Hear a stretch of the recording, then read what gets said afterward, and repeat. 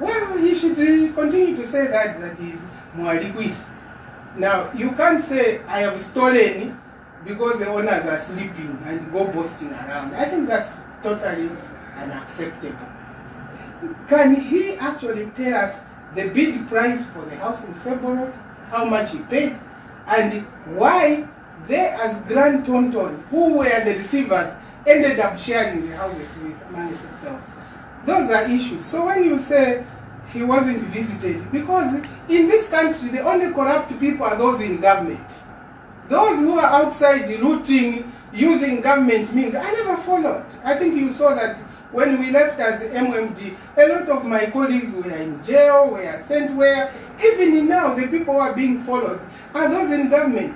Those who were advising government have never been questioned, have never been followed.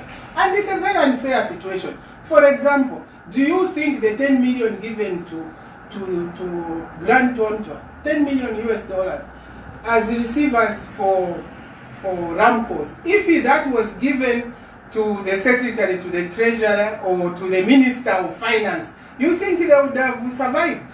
And go 2 years later and say, no, they have money in offshore accounts which they can't explain. What type of business does Mr. Hakainde had to be able to have millions of dollars in offshore accounts which he declares?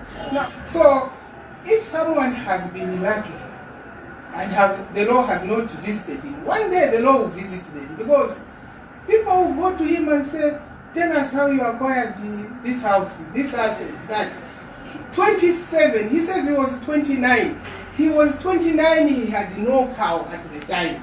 How then did he end up, after privatization, being such a rich man? That's the only question that people want to know.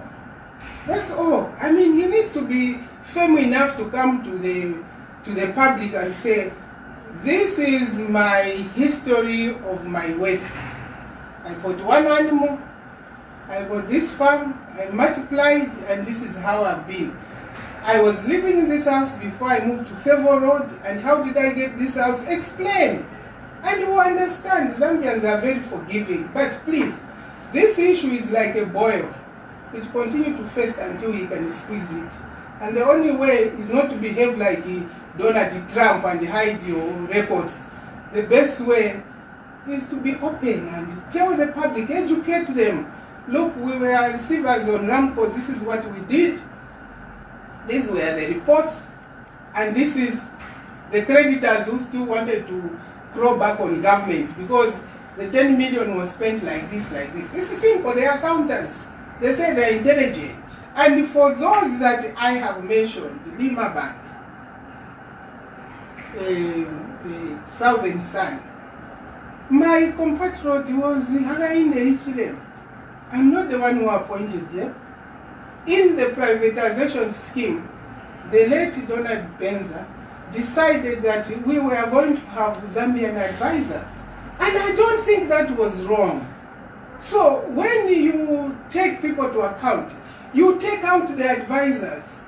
You can only be as good as your advisor. If my advisor tells me $6 million is okay, and the very next day he's chairman, look, there's no law which says you can't be chairman. But my question as a person sitting on the other side, so I still have questions as to whether that $6 million was the correct price.